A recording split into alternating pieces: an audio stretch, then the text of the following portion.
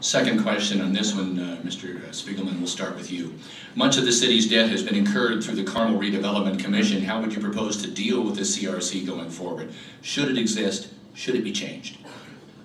Well, I think that a redevelopment commission is a very positive thing for a city, as long as it's controlled adequately. The problem with our Carmel Redevelopment Commission is the fact that they are a quasi-governmental agency, which means that it is an entity that is created by the government and supported by the government, in our case by your business property taxes, but it's managed privately. What that has caused is the Carmel Redevelopment Commission to go on its own and to encumber the commission with debt to the extent of approximately $400 million, including long-term projected interest, in a posture of liberal borrowing and spending for the projects that the mayor has decided to create for our city. The CRC can exist. It doesn't have to disappear, but it has to be controlled so that your business property taxes are used properly and in a fiscal conservative way. That hasn't happened over the last 6 years at least. And it is something that has to be dealt with by a new mayor going into office, lest we have serious financial problems, especially spawned by the Palladium, which I believe is the most troubling asset that this city has right now.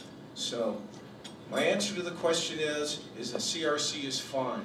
The fact that it is majority appointed by the mayor can cause problems dependent on what the mayor's policy positions are, whether liberal, as it has been up to this point, or fiscally conservative management.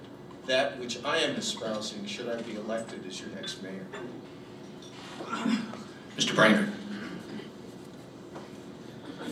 I have a very different view of the Redevelopment Commission. Our Redevelopment Commission is being reviewed and looked at as a model of one that works by cities across the United States. It's encouraged, incentivized over $400 million of private sector money to invest in areas of the city that were run down and previously not receiving private investment. The Indiana Design Center, Muldoon's, the new Sophia Square in Old Town, the Lurie Building, the building with the turret at the southeast corner of Main in Rangeline, the city center buildings, the apartments, the townhomes, the Pegcor office complex, the new buildings at 126th Rangeline, Shapiro's Block. All these have been projects that have been incentivized by the Redevelopment Commission, and they're bringing investments to the center part of our city where we already have infrastructure, where we already have police, where we already have fire, where we already have water pipes and sanitary sewer pipes and storm sewer pipes in place. And in essence, the return on those dollars that we're spending is why we've been able to build the Palladium and other amenities that keep the ball rolling in this area. The TIF districts that support the Palladium, for example, when we issued the initial $80 million in bonds for the Palladium, we had projected 2011 we'd be getting $7 million in those TIF accounts.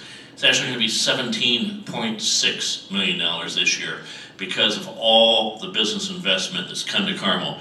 The Redevelopment Commission, under state law, I appoint 3 out of the 5 people, and our staff manages it as an agency of city government, and it's done very well. It's doing exactly what it's supposed to do, in the great tradition that the whole Indianapolis area has had with what Mayors Goldsmith and Hudnut did with the Circle Center Mall downtown. Thank you.